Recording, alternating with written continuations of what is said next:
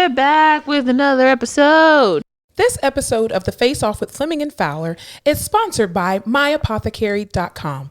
My Apothecary is the premier online destination for hemp-derived CBD that will help you curate a wealthy lifestyle. The views, thoughts, and opinions expressed during the Face Off with Fleming and Fowler podcast series are solely those of the individuals involved and do not necessarily represent any specific employer, organization, committee, or other group or individual. The primary purpose of this podcast series is to educate and inform. This podcast series does not constitute medical or other professional advice or services.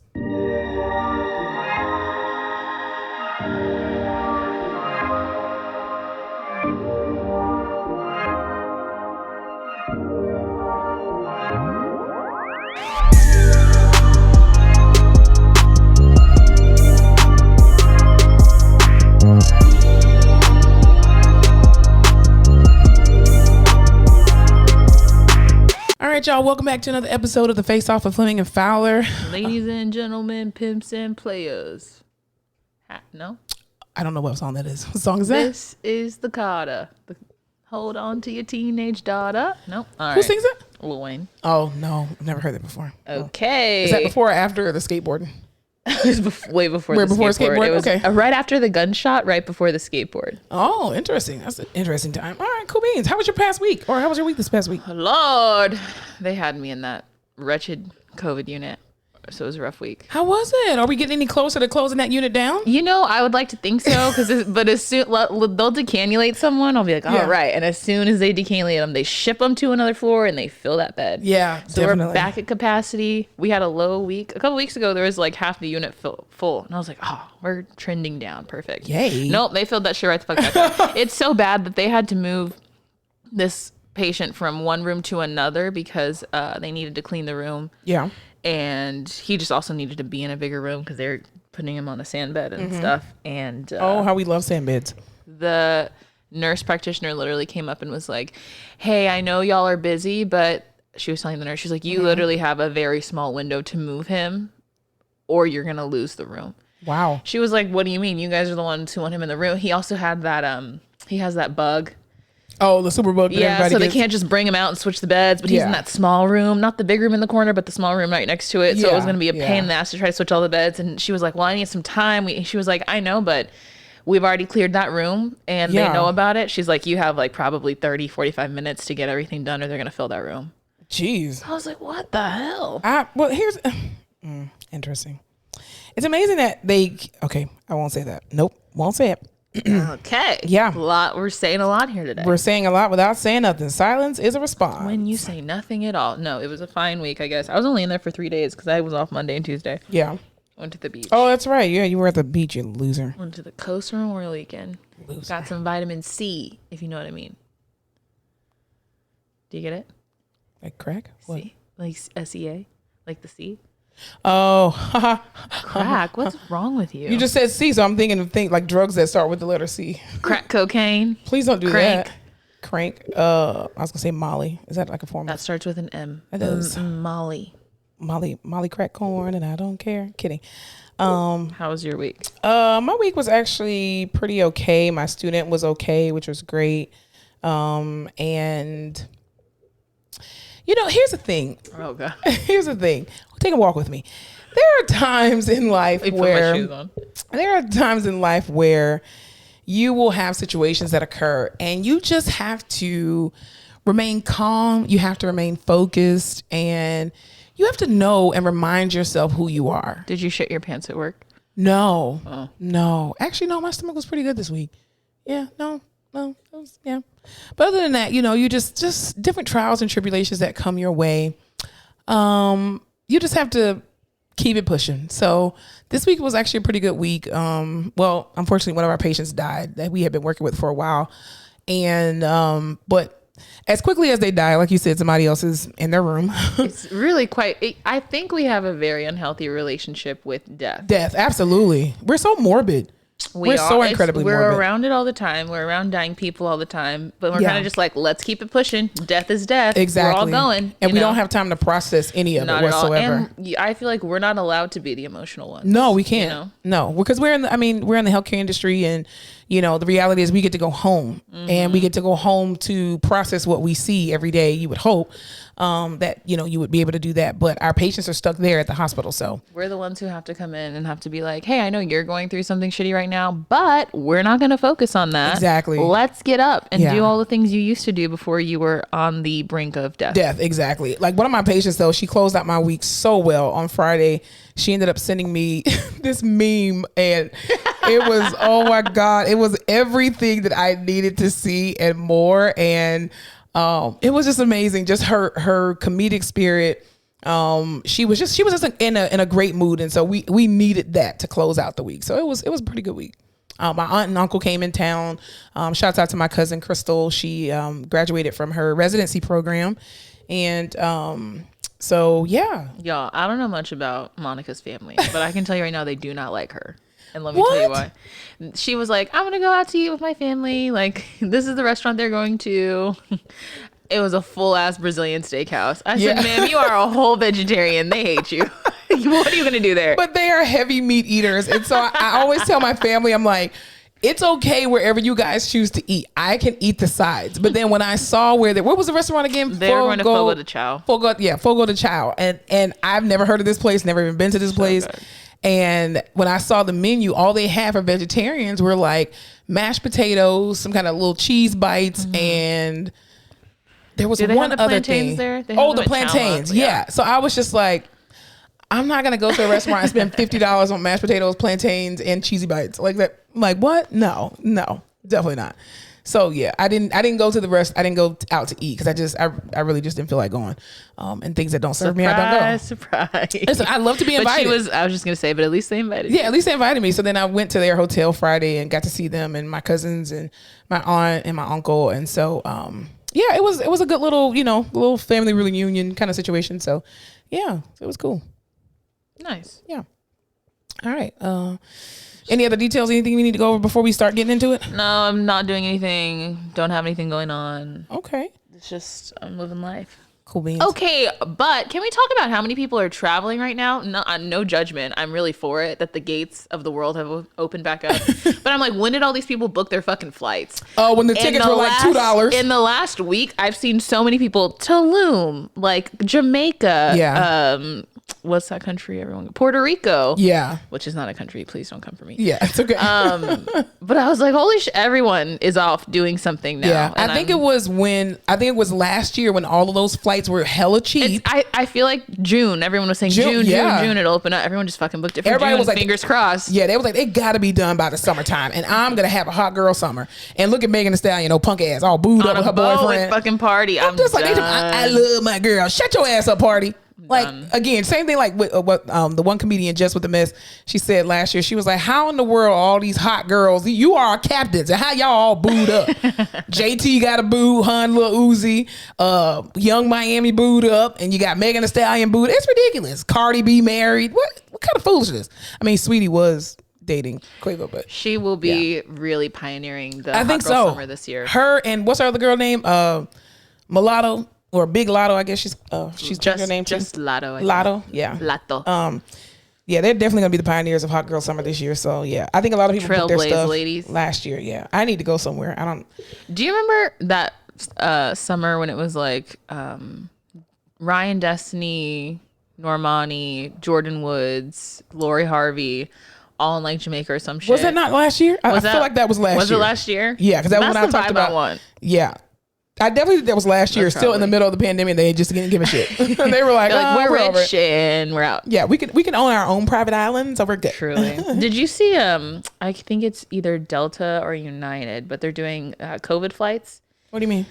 They're like, if you want to go to Italy or something, it's these flights specifically for people all going to the same destination. Mm-hmm. It's it's like $300 flight, but you're tested 48 hours before you take off. You're tested at the airport and you're tested when you touch down before you get off the plane.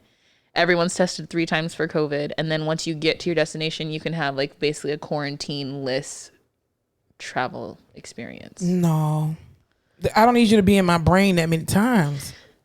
That's a risk we're going to have to take. No, I'm glad I don't have to travel, but I'm so glad I don't like to travel. So I'm not missing out on anything right now. You don't like you just went to Well, you didn't just go to Paris, but you just went, didn't you? Yeah, but I went because my mom wanted to go. Like that was you a don't gift. Like travel at all? No, that was a gift from my sisters and I to her for her birthday. And she's always wanted to see the Eiffel Tower. And we were like, let's make this happen. She was turning 70 and we were like, let this be, the Big Bang, birthday. And we went. She wanted to go and do all of this stuff. And I was just like, can I just meet y'all back at the hotel? You are the worst. I am the type of person who will travel to a different country to sleep. That's literally what I would do. That ain't right. And the first day we were there, we ate Pizza Hut. I'm done with you. I don't like to travel necessarily. Like, I'm not like, let's touch down and see every historical thing this place has to offer. I'm more of like, let's touch down and chill on a beach for 6 hours. Oh God, no. I'm not going to a beach. You don't want to. What if you could take a nap, but it's just outside under like an umbrella? No, it's too hot. If there's no AC blowing directly on me, that's why I say if you take me to like Italy in the wintertime so I can eat, drink wine, and I'll sit outside for a bonfire for that because I'll be, bundled up. So I'm okay with that. So, okay. Yeah. I'll go skiing and all that kind of stuff. Yeah. But wintry time. Really? I fucking hate winter I've never done it. I love winter vacations. No, dude, I hate it. It's so cold. Driving on the ice makes me anxious. My family would always be like, let's go skiing. No. Skiing hurt. It makes you so sore. Well, yeah, it's a good workout. It's fucking cold. You have to wear so many layers. It's so expensive. That's what I love. No. Not the expensive part, but definitely the layers. And then you get to drink a bunch of wine because it warms you up. Win-win. Oh my God. So is there anywhere you want to travel? I want to go to Colorado this year. Oh, that's a good place. Yeah, but I want to go when it starts to get cold. Like when it's full of snow or when it's just getting cold? Full snow. Full snow. Yeah, I like full snow. Yeah, so I was going to go to Italy last year. My goal was to try to go this year since everything shut down. Where do you want to go in Italy? I want to go to Barcelona and Rome. Those That's are my Spain, two. man. I mean, not Barcelona and Rome. What am I talking about? Barcelona. Y'all, this is not a geography podcast. I know, it's not. It's really not. Yeah, I just want to go to Italy just to eat. I don't really care where I go, to be honest with you. I really don't. Okay. I just want to go to eat. So you're a foodie vacationer. Yes, okay. That's it. Okay. I don't want to go on the excursions. I don't care to see the monuments. Like even when we went to Paris and they were like, "Oh, let's go see the stupid Mona Lisa." I don't care. The stupid Mona Lisa. I'm saying like, I mean, it's not a stupid paint. Whatever. The thing is, I'm not going to go see. I can see you on a postcard. Would you go if they had snacks? Yes, absolutely. So you just need to be better planning. If there were like Mona Lisa goldfish, I'd definitely go. Just snack. Absolutely. Like eating little. Yeah, I'd be like, mix. Forget the painting. Where are the Mona Lisa? I heard there were popcorn and some hot dogs. Exactly, definitely. I'm a foodie vacationer. I want to go eat the food and go to sleep. That's all I want to do. Good to know. I will never invite you on a vacation. I'll hold your purse. That's good. See, I'm the purse holder and the purse watcher. So Lord. That's my job. All right. Anyway, let's go ahead and get on into it. So first and foremost, let's talk about mental health and how never heard of her. Don't have it. Teetering on a mental breakdown. Oh my God. You and me both. Here's the thing about mental health. Do not let anybody rob you of your mental health. Okay. Too late. Do what. Yes, I think we've all been robbed of our mental health. But in the news recently, Naomi Osaka, who is the amazing Japanese / Haitian American tennis player, who is, I think, isn't she ranked number 1 right now? Number 1 in my heart. Or is she number 1 or number 2? I think her and Serena might be going back and forth between number 1 and number 2. Doesn't matter. But she's an amazing tennis player, and she actually skipped out on the French Open is going on right now, and of course she was in the French Open, and she actually skipped out on doing the press conference, and they fined this girl $15,000. Now the reason why she skipped it is because she said that it was for her mental health, and she deals with anxiety and depression, and I guess she was already anxious and just kind of in an episode, an anxiety driven episode, and she did not want to answer any questions, and so she said that she was skipping it, and didn't even pull the Marshawn Lynch. No, she didn't. She was just like, I'm not, because that's not even her attitude. Like she doesn't seem like she has a mean bone in her body, but she was fined $15,000, and she told him, I'm okay with playing a $15,000 fine. That's a whole flex right there. Yo, here's what I would not be okay doing right now. Listen, here's what I literally physically can't do right now. Listen, at all. So she skipped out on doing the press conference, and people had so much to say about oh, why did she skip it out, and that's a part of what you're supposed to do as an athlete, and blah blah blah blah blah. It's not actually. My job is to show up and play the fucking game. But my thing is, even after that, she ended up withdrawing from the French Open altogether, and I think it speaks volumes about the fact that this young lady is telling you, I am in a competition mode and I am trying to prioritize my mental health. We already got to pose with the kids, you little ugly snotty nose ass kids, and be good for the fans. And I already have to do all this other bullshit. Then you want me to come in a room and sit with people who can never play this game and sit here and say, hey bitch, so we know you lost. Fuck you, you fucking loser. How do you feel about fucking being a loser and losing? Great. And then you're just like, listen, the French people do not give a damn about mental health. But it's to me, I think it's the tennis organization altogether, or these sports organizations altogether. Why is it a requirement for people, for the athletes to come out and do these interviews? That's even like money. You lose a championship game and they're like, so what went wrong, coach? Why the fuck are we living in the past, bitch? I just lost. Like, come on. Money, ratings, sponsorships. It's annoying. It's annoying as shit. So of course, they asked Serena Williams and Venus Williams, who are currently going in the French Open. And so this is what Serena Williams had to say about, Naomi Osaka and her showing her support. I wish I could give her a hug because I know what it's like. Like I said, I've been in those positions. We have different personalities, and people are different. Not everyone is the same. I'm thick, other people are thin. So everyone is different and everyone handles things differently. So, you just have to let her handle it the way she wants to in the best way that she thinks she can. Now, on the flip side of that, her lovely sister Venus Williams completely chose violence and woke up with violence, and I absolutely love it. This is what Venus Williams had to say about the Naomi Osaka situation. For me personally, how I deal with it was that I know every single person asking me a question can't play as well as I can and never will. So no matter what you say or what you write, you'll never light a candle to me. So that's how I deal with it. But each person deals with it differently. Baby. First of all, I love everything about Venus Williams because she does not come to play with these people. She said, I'm just here so I won't get fined. Listen. And a fuck you. And she basically said, and all you raggedy ass bitches in this room who can never and will never step your ass on these clay little play areas, you cannot hold a candle to me. So I don't care what you write about me, bitch. You can run and tell that. Run and tell that. Homeboy. Dude, honestly, how old is Naomi? Naomi, I think it's like 20. She's young, right? 26. Oh, that's literally my age. Okay, never mind. What were you gonna say? I was like, she's like 18. I mean, she looks 18, but I think it just speaks volumes that this girl, she literally came out and said that, she felt a sense of like she was depressed. She wrote on her Instagram, I think it was 23. Okay. She said, and I quote, "Hey everyone, this isn't a situation I ever imagined or intended when I posted a few days ago. I think now the best thing for the tournament, the other players, and my well-being is that I withdraw so that everyone can get back to focusing on the tennis going on in Paris." As you should, girl. Right. I never wanted to be a distraction, and I accept that my timing was not ideal and my message could have been clearer. More importantly, I would never trivialize mental health or use the term lightly. The truth is that I have suffered long bouts of depression since the U.S. Open in 2018, and I have had a really hard time coping with that. Anyone that knows me knows I'm introverted, and anyone that has seen me at the tournaments will notice that I'm often wearing headphones, as that helps to dull my social anxiety. Though the tennis press has always been kind to me, and I want to apologize especially to all the cool journalists that I may have hurt, I am not a natural public speaker and get huge waves of anxiety before I speak to the world's media.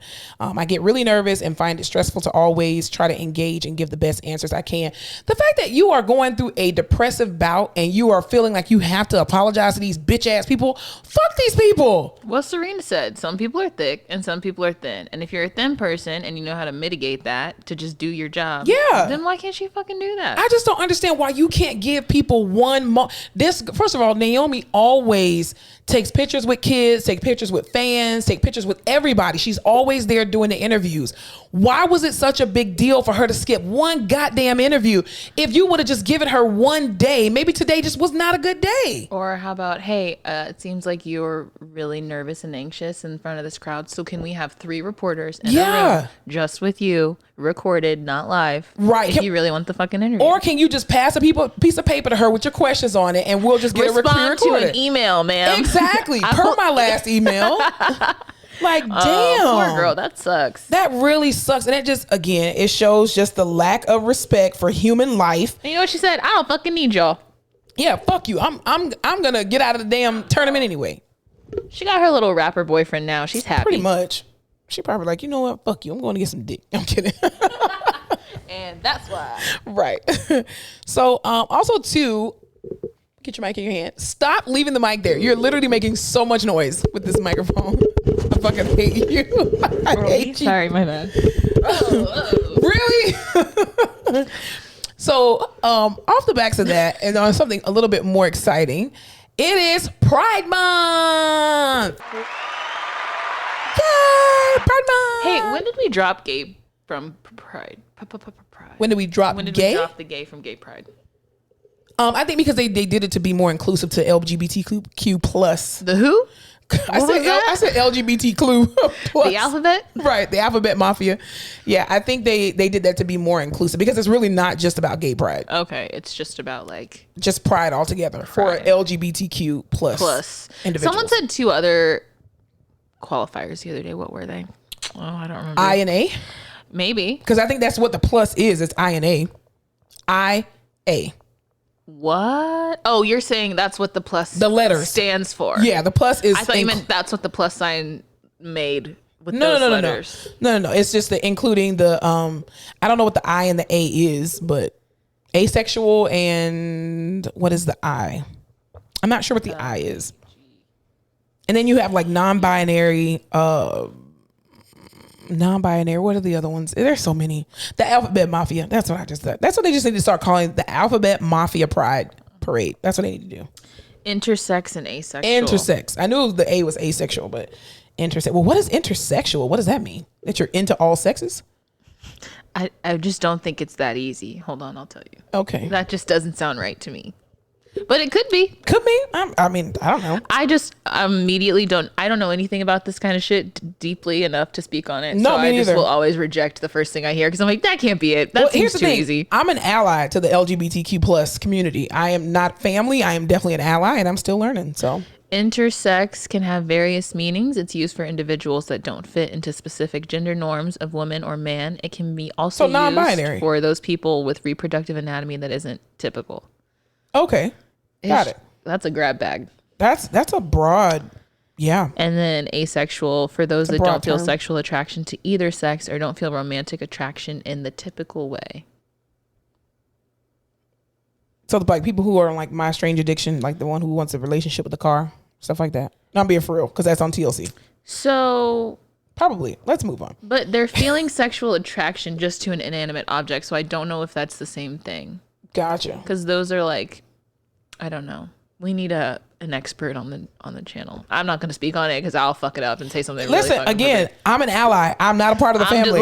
I'm just here chilling. There are some alphabet mafia jokes that go completely over my head, and I'm just like, I have no clue what that means, and I have to ask. Some things aren't for everybody. No, and it's just like oh, that's a black thing. Oh, that's a white thing. Oh, that's an LGBTQ thing. You know, so I'll ask my coworkers or my friends that are gay or, you know, lesbian or bisexual. So I'll ask them all the time. I guess you know what? I need to ask people, like my gay friends. You don't have gay friends. I do have gay friends. You do not. I do, especially at work. They're my friends. Name them. I can't for the podcast.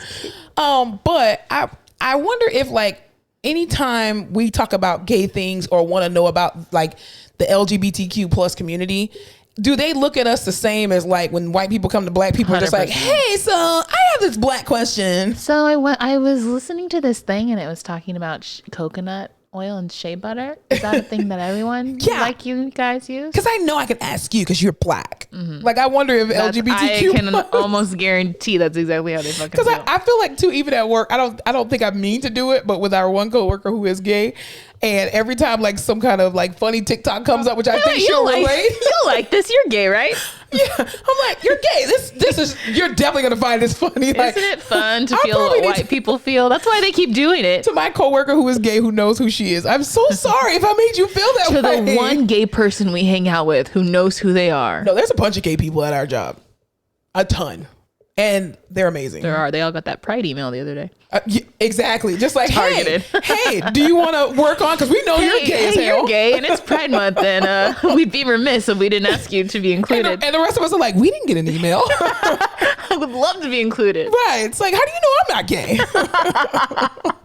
Yeah, it's kind of like the Black History Month. You and I were the only two people who got this goddamn email. Like, hey guys. Hey, black people. Yo.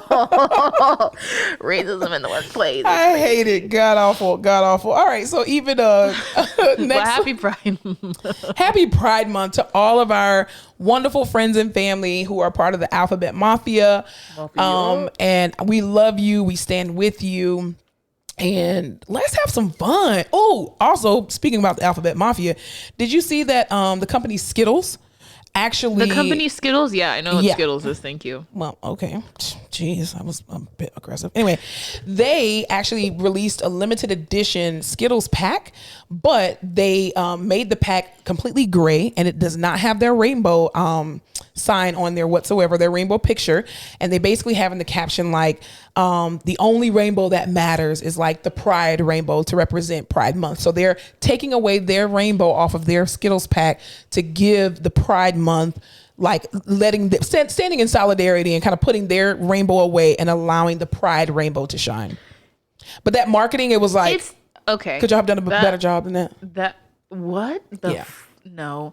It's already a No. That's what I'm saying. I'm just like, could you have just given out? Leave it. It's already a rainbow. Skittles is already a gay ass candy. So just give it away for free. What the no, that's a reach. I don't like it. Yeah, I'm not speaking on behalf of anyone, but I'm just like that. There has to be a better way to market that for Pride Month. I mean, I think it was like nice, like, oh, we're just gonna silence our rainbow to let your rainbow shine. It's the same thing. It really is. Cause I mean, it's a rainbow. I can't. What? I don't even have something to compare that to because it makes no fucking sense. That's what they did. That's what they did. All right. That would be like Oreo muting the black on the package during Black History Month and being like, for the black that really matters. Or if they got rid of the white center and just turned it black. You trying to call us darkies, bitch? Full ass black Oreo. Happy Black Don't do that, Oreo. Month. We're standing with you. Like, bitch, you're already black. Half the fucking cookie's already black. Exactly. We already got a 2-for-1 deal. Just put a fucking power fist on the front and call it a day. Like everybody else. Nabisco, I'm telling you now, you bet if you listen to this podcast, don't do that shit. Don't do it. I'll be so upset. Yeah, don't do it. Stick with the other colors. Don't turn them center black because we're not gonna like that. All right, next on the docket, the NFL actually ends its practice of race norming. And this basically, they will review some past injury claims and scores for potential racial bias. So basically what ends up happening. Potential racial bias. Exactly. So basically, the NFL, this announcement basically came about as a result of a $1 billion lawsuit that was filed by 2 retired black players. And they basically petitioned medical expert testimonies that helped their case. And it's basically this effort that they're trying to get the NFL to pay out for these sports injuries, pay more money for African-American athletes than they are paying for white athletes. Because, of course, they like to diminish concussions and all that kind of stuff for black athletes or try to minimize their injuries so that when they retire, they get less money. And so the NFL is, reviewing a lot of past injuries and stuff like that and their scores to be able to qualify for certain monies after their injuries. Yeah. So the NFL is still the most racist organization. Absolutely. It's a modern day auction block. Things just keep coming. Like, how are you going to be prejudiced against the majority of the NFL? Yeah. They're all black, except for the most famous and most well-paid of the players, which are always white. Exactly. So basically on June 2nd, the NFL issued an announcement in which they pledged to end the process of race norming. And the controversial practice is basically based on the belief that black players have lower cognitive functions than others. God. Resultantly, what year is it? I know. Race norming made it harder for black players to prove cognitive deficit as a result of brain injuries and receive proper financial compensation. Well, listen, Junior, you're already a fucking stupid idiot. So due to the fact that you now read at a first grade reading level from all the brain trauma you've had, we really can't prove that it was from the hard hits we've been. No, is Jay-Z still a part of the NFL sitting at the table? He is. He's still sitting at the table. Yeah. This is ridiculous. I cannot believe that. Didn't they watch the Will Smith movie? Clearly not. They were probably pissed about it. They watched the wrong one. They probably watched Collateral Beauty or some shit. I can't with you. All right, let's just take a quick break and we'll be right back. This episode of The Face Off with Fleming and Fowler is sponsored by myapothecary.com. My Apothecary is the premier online destination for hemp-derived CBD that will help you curate a wealthy lifestyle. CBD is one of many restorative compounds found in the cannabis plant. Its benefits include decreased pain, improved mood, decreased anxiety, and much more. Some of y'all know that I have crazy ADHD, so I'm heavily medicated at all times, and I've been taking CBD oil at night to kind of calm me down, get me ready for bed. 10/10 would recommend. Worried about regulations? The passing of the 2018 Farm Bill made hemp-derived CBD legal to sell and consume. So yes, CBD is 100% legal and perfect for every person of legal age. My Apothecary's featured line, Broad Bloom, offers broad-spectrum CBD oil drops, sports cream, and soft gels. These products have no THC, so you can stay fly without the high or zen without the spin. Shop now at www.myapothecary.com and sign up for their newsletter to get exclusive offers, product releases, and CBD news. Remember to always check with your healthcare provider before consuming any supplement. You must be 21 to purchase and consume, and shipping is only available in the US of A. Don't forget to shop at www.myapothecary.com. All right, so next on the docket here. So a Texas valedictorian by the name of Paxton Smith. First of all, I love that name, Paxton. That's really cute. That's cute. That's definitely a white name, but it's super cute. I didn't want to say it. Well, you can say it. That's your people. That's your people. But you know what? That is my people. So you should have said it versus me. White. Yeah. Ooh, feels good. I like the way you say white. It's white. White. Mm-hmm. Yeah. So anyway, she attended Lake Highlands High School, and she actually switched out her approved speech to speak on abortion rights. And you know, once they start coming for the white girls' babies. Oh yeah, definitely. Shit was gonna go down. Yeah, it was pretty amazing. I mean, she literally was just saying, you know, me and my classmates, and we don't protect the rights of our bodies. And of course, the principal was like, bitch, that's not what you said you was going to say. Her speech was probably like, remember, we're all in this together. World peace. And that girl got up there and chose fucking violence. She's like, and another thing, I will not be forced at 7 weeks to carry this fucking child because Brad can't fucking use a condom right. I refuse. Or he doesn't know how to pull out.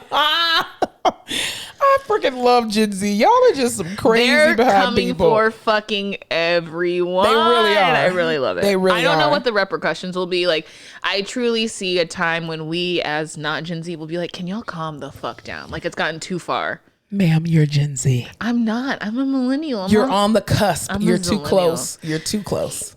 You're definitely Gen Z. All right. Well, I see a time when my people, they'll be doing some crazy shit, and everyone will be like, all right, we've taken it too far. You've done it now, buddy. Yeah. Yeah, it's insane. But also too, on the backs of that, the unfortunate kind of situation that happened, there was a student, I can't remember exactly where this was, but he was crossing the stage for his, for high school graduation, and proud of his heritage, proud of his ethnicity, where he comes from. He literally had the Mexican flag draped over his graduation gown, and as they called his name, his family was cheering for him. This is not a school that like you couldn't cheer if you were going to cheer. If you cheered, you were going to get kicked out or anything like that. So he starts walking across the stage, and literally the person who's giving the diplomas does not give him his diploma and makes him sit there. And it's basically like, we are not giving you this diploma because you walked across the stage with your Mexican flag on. Dress code or what? Or they hate Mexicans? No, they hate Mexicans, because I'm just like, or allegedly for the podcast, so we won't get sued. But I mean, do you understand what people go through and their families go through? Some of these kids, even in Gen Z, are some of the first people to graduate high school in their family. They probably thought it was a gang sign. That's what I'm saying. I'm just like, even people who their parents send them to this country and they live with their uncles and aunts or cousins or whoever, and their parents are still in the field picking, fruits and vegetables and working for pennies on a dollar a day, and they send their children to the United States to get a better life, to have a better life than them, and to get an education. And because he wanted to brag about where he comes from, that's somehow a problem? Now, if the flag said, fuck Joe Biden. Right. Or come and take it or some weird shit. Exactly. Or if it was like racially, charged, but this young man is a marijuana it's the Mexican flag. He didn't do anything. He literally just wore it as almost like a little shawl on him. He wasn't even jumping around like he was crazy or anything. He was literally just proud of his heritage. And they didn't get a boy his diploma. I'll punch the principal in the face. That's like 2021. No, that's just so stupid. And then the crowd started booing because they did that to him, and they were booing in support of the young man. But I just think that's so dumb. Like, let people celebrate. You don't know what people's families have gone through. Let them celebrate having another person successfully get an education that's not as easy and as privileged as you think it may be. So, would you say the same thing if they had a Confederate flag? Absolutely not. Neither. They would not care if them kids came with a Confederate flag. Even if they had a damn Trump flag on their back, they would probably be like, yes, go Trump. Fucking racist ass people. Anyway, so China. Speaking of racist ass people. Hashtag in Asian hate. Yo. Hashtag in Asian hate. I'm being real. Why do you keep yoking yourself off this thing? Oh God. What? I'm serious. I stand with our Asian brothers and sisters. I know you do. You stand with the gays, you stand with the Asians, you're perfect. I stand with everybody except for racist white people or racist anybody. But especially racist white people. Black or brown person. If you're a racist, up strong if you are racist anything, I don't care if you was a racist pillow. It doesn't matter. I'm against you. I hate those racist pillows. God damn you. Always saying those slurs when you're going to sleep. Ridiculous. All right. So China actually has ended its 2-child policy and will now allow couples to have 3 children. Okay. First of all, insane to me that they still have a 2-child policy. In 2021. It shouldn't, considering they block the internet and they still got 50 billion people on their continent anyway. So it's like, what in the hell? Dude, that's like all those, did you read I didn't read a book. Damn it. You already know. I don't know why you asked that. When I was in middle and elementary school, there were all those dystopian books about kids that had to hide because there was a 1-child rule and they had all these kids. Or what is that movie where... What Happened to Monday? What Happened to Monday? Yes, shit like that. I love that movie. And I'm like, well, no, will never happen. It's fucking China. That shit happens still. It really does. And I really didn't think that was still a policy because how many Chinese people are walking around in China? It's like... What the hell? Y'all still got a shit ton of people. But apparently the reasoning for this new change in law is because, they do the census every 10 years, just like the United States does. And what they found was that in the last decade, their births have gone down significantly. And so, of course, you're going to have this whole gap in generation that's not carrying on your legacy if you only keep letting people have 2 kids. Did you know that they only repealed the 1-child policy in 2016? Really? Yeah, they've only had the 2-child policy since 2016 because the birth rates were so low. That's fucking insane. That's horrible. Oh, Jesus. Yo, but wasn't China also the place where the government was funding singles meetups and stuff? Yes. Because no one's meeting. Yeah. That country's scary. Yeah. You don't even want to have sex with nobody. You might get pregnant with twins and then you die. And you're screwed. What the hell? Dude, can you imagine? Listen, they probably don't have government aid like the United States do because these people in the United States be busting out 12 and 13 kids and be like, y'all need to help me take care of my kids. It's ridiculous. I can't stand people like that. Anyway, but off the backs of China, unfortunately, China's in the news again as they report the first human case of H1. I want to say it's 0N3 or it might be H10N3, whatever, the bird flu. I don't know. Epidemiologist. What you said? What did you say? Immunologist. Epidemiologist. Yeah. Listen, I'm not a doctor. Yeah. So they but I can tell you that shit doesn't sound good. Yeah. When did sorry. No, you're fine. Were you trying to say something? No, I was going to say it was a 41-year-old man in Eastern China. When's the last time? I couldn't even tell you what the fuck is in Eastern China. When was the last time bird flu was hot and happening? The bird flu was here, I want to say at least 5 or 7 years ago. Okay. At least. Right? Because swine flu was probably 2008, maybe. Ooh. I was definitely in college when swine flu came around. H5N1 was 2014. I was... What month? Because I was either in PT school or have already graduated. See, I don't know, but I can tell you it was 2014. So there's a 50-50 chance I was still in PT school or have already graduated. I was in college, undergrad. Yeah. But Damn. What That's happens when crazy. you get the bird flu again? You Birds die. Are You die. Birds are nasty. You absolutely die. Are you just saying that? No, I'm serious. People were dying from the bird flu. Damn. Because the birds die. Well, we're not birds. I mean, have you seen those people die from conspiracy mad cow TikToks disease. about how birds aren't real? I'm starting to believe that more and more. Yo. Because when the man said, hey, how come all these power lines say high voltage do not touch, but the birds just land on there just perfectly fine. Like they got special ass feet, but it's recharging stations. I thought you only get electrocuted when you have like one something to the ground and one something on the pole. I have no clue because I'm not an electrician and I don't play I'm with not stuff either, that can but get me electrocuted. there's just weird shit. Because they said that the power lines are just recharging stations for the birds. They were like, that's why you don't see dead birds everywhere. I was like, kind of in my community. I think in Texas you definitely see a lot of dead birds. I see some dead birds, but they could be planted. They could be. They never have blood coming out of them. There could be some birds, but like most birds are animatronic. I definitely think Disney World shit. Because they just sit there. Yeah, and they fly in those weird patterns. Oof. Yeah, I definitely believe that pigeons, I think pigeons are real. Okay. I don't think regular birds are real. Like just little tweets. Yes, the little black ones that are always on the power lines. You never see pigeons on power lines. They're not going to get up there. No. Too dense. But the pigeons could actually be moles, and they could be like little drones that just, or because they glitch. Did you ever finish John Wick? No. Did you ever see the Lawrence Fishburne part?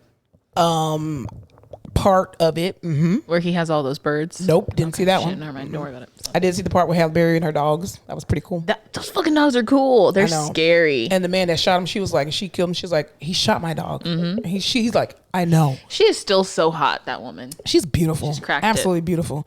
All right, speaking about kids too, even though we were talking about bird flu and then China with the kids. Anyway, the name Karen has continued to have a negative connotation, and as a result, the name, people naming their children Karen, has significantly decreased since 2020. Nope, green. Bye, Karen. Bye, Karen. But here's the thing: all the Karens that I know, they're really nice people. Nice white women. No, not white. We have one in our department. Oh, that's true. And she's pleasant.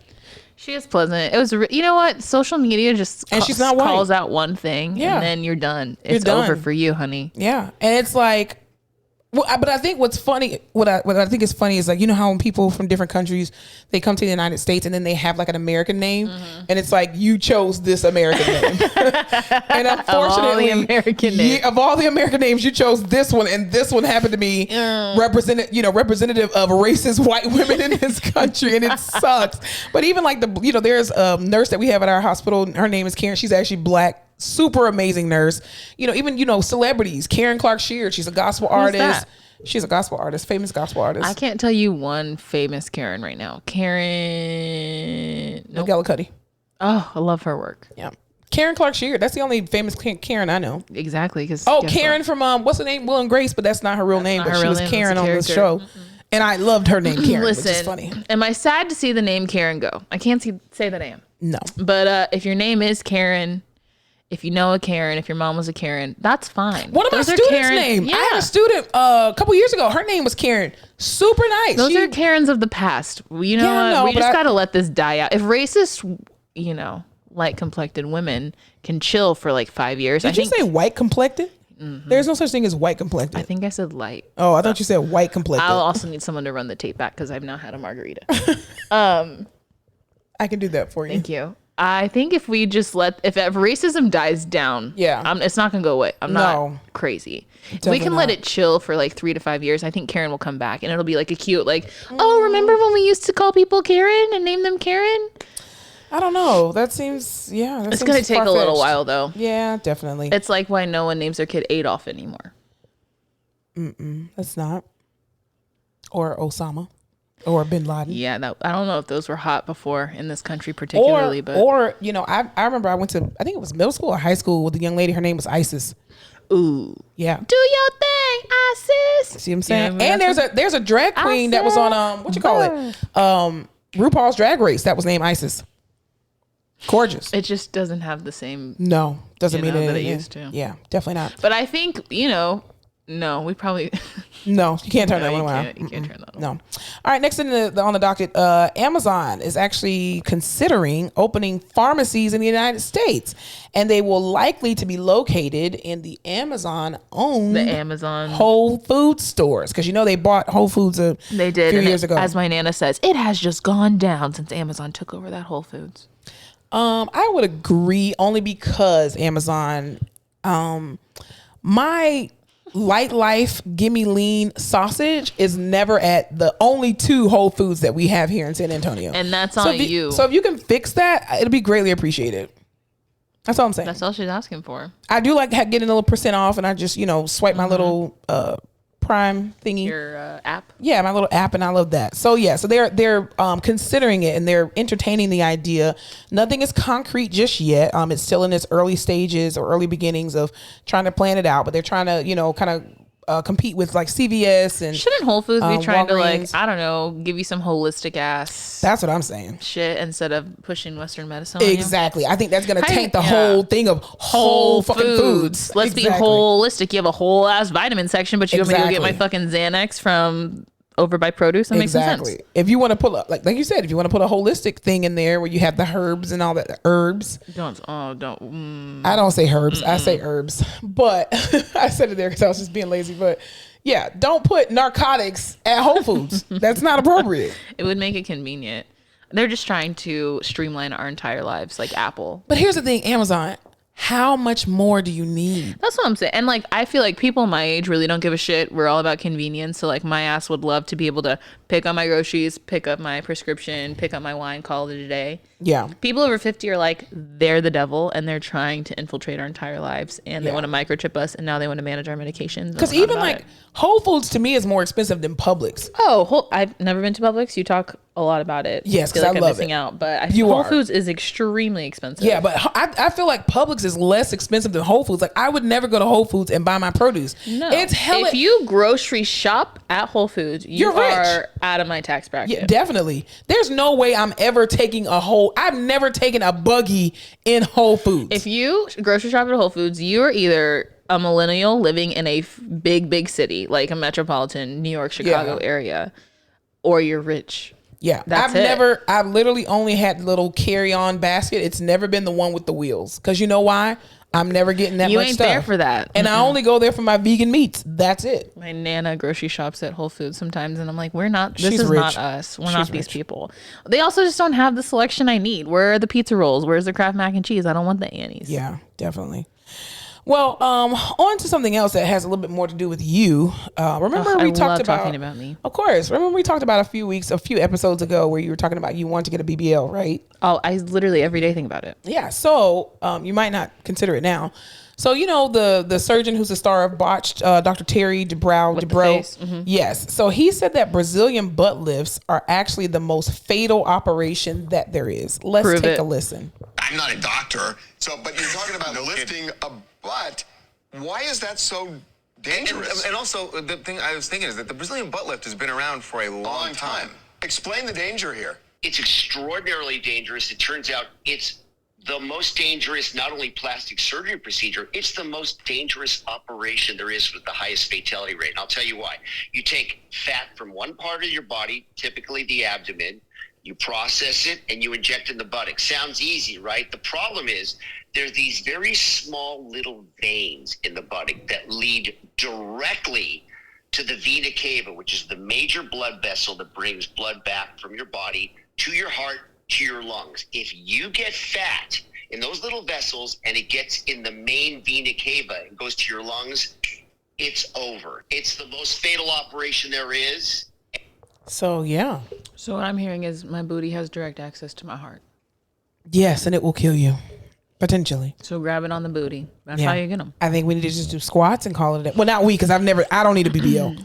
I need a snatched waist, and the only way I can get it is through a BBL and or extreme weight training and a freaking diet from hell, and I refuse to do that. You're going to be angry. It's not going to work well with your ADHD. Exactly. And I don't know how my meds are going to work with that. So no. In conclusion, I will still be considering other plastic surgery routes. Yeah, nothing wrong with that. I'm just like, okay, today I saw this TikTok of this girl who's saying her measurements, and she was like 36, 36, 36. I'm a square. And I was like, I feel like you. Like, that's what I feel like. I just want to snatch ass waist. But I'm also not trying to die. One of my patients the other day was plastic surgery from Mexico. Gone wrong. We've been getting quite a few of those. We had a BBL in the ICU that was wrong. And I'm just like, first of all, I'm not going to go to Mexico to get plastic surgery. Yeah. Nothing wrong with Mexico. I love it. Beautiful country. My insurance probably isn't accepted there. Got to stay here. No. Not that it'll be covered, but if shit pops off, I will need my insurance. People are going to Mexico because it's cheaper, correct? Is that where they're going? Yeah, but I'm team you get what you pay for. Yeah. So. Definitely. I don't know. Well, even too, I was gonna say Kanye West's mom, but she was already told that she shouldn't get the whatever. And she was just getting lipo, right? But she was told she wasn't a great candidate for it anyway. So, yeah. I'm like, so what? I don't know. The thing is, BBLs look amazing. Most of the people that I've seen, celebrities or influencers who get BBLs, I think they look amazing. The one thing that that gets on my nerves about people getting BBLs is it's always the skinny bitches getting the BBLs, and I'm like, people, you're already skinny. God damn. Can you just say, God dang. My thing is, I've only seen BBLs that look amazing or BBLs that look fucking botched. It's never a gray area. It's never a gray area. Yeah. Like, oh, excuse me. You're fucking wheezing. Maybe I need a lung transplant first. Oh my God. Sounds like your fat's already in your Vita Cava. You take that back. I'm just saying. Don't let them cannulate me. No, I won't. I promise. I won't let them put you in there. Maybe I'm not going to get a BBL unless someone else pays for it. I would 100% take someone's money. I mean, I think I would do lipo at this point because I keep trying to tell myself I'm going to go to the gym and I'll go 1 or 2 days and then I'm like, I'm done. There has to be, I'm like, I just want to sit down and for nothing to flap over. That's never going to happen. But I know. Thank you. You're welcome. Great. Glad we did this. But also, I'm stuck on BBL TikTok all the time, and you can't fucking sit down for 6 weeks. No, you can't. And like, I don't know if you know this, but at our job, we lift a lot. I don't think I could lift for a while. If my butt's hard as rock. You'd be very productive, though, because you wouldn't be able to sit down and chart. I would. I also fall all the time at work. Why are you falling at work? When do you ever fall at work? I'll fall like when I'm squatting down to pick shit up. Because I don't know why you keep thinking that you have Megan Thee Stallion's knees, because you don't. Yeah, I don't know either. I really think you go through an identity crisis when we're treating or co-evaling together, because literally Alyssa will stand right in front of the fucking patient, or she'll be moving the chest tubes. This bitch can't be like regular people and just bend over and move the chest tubes. No, this bitch wants to prove she is Megan Thee Stallion's little sister and squats to do everything, and then she can't get her. It's honestly because my back is so bad that I can't hinge at the waist. Your knees are getting there. So I have to go all the way down, and once I'm down there, I can't get back up, or I'll lose my balance and I'll fall. I have fallen complete on the floor. It's horrible. I don't know. She just keeps doing that to herself. I don't know why. I don't know. It's better than, dude, my back is just messed up. I cannot lean over. It's ridiculous. Anyway, I'm still open. If anyone has a good BBL surgeon, send it my way. I'm not gonna do it unless I don't let that stop you. Because here's the thing: people drop dead going to work. People drop dead doing a whole bunch of other things. And I'm not saying that you're gonna drop dead. That's not what I'm saying. But I'm just saying the fact is, don't let that deter you from getting it done. But at the same time, make sure that, again, like you said, you get what you pay for. Also, who the fuck knew that you had capillaries in your? Is that what you said? Capillaries in your? He said little vessels. So I'm assuming those are capillaries. Yeah. In your booty. I didn't know that either. And I took gross anatomy. I took gross anatomy and I didn't know that. We didn't learn that in gross anatomy. I took anatomy more than I should have. And I didn't know that. You think something was stuck. That information would have stuck. I definitely took gross anatomy twice. And you really wanted to get the information. Yeah. At a certain point, I just stopped studying. I really did. Like in that gross anatomy class, because people told us that the professor, shouts out to Dr. Turan. Anyway, loser. Anyway. They would say, as long as you're progressing, you will pass his class. The first test, I think everybody got like a 40. We were like, we're failing. I know for me, I was like, I don't think this program for me, dog. I really don't. And then every test after that, I was like, well, I got a 56 this time. And then the third one, I was like, I got a 64. I'm moving up. As long as you're progressing. And then by the last test, my mom, she was actually, she was rushed to the hospital for I think pneumonitis or double pneumonia at the time.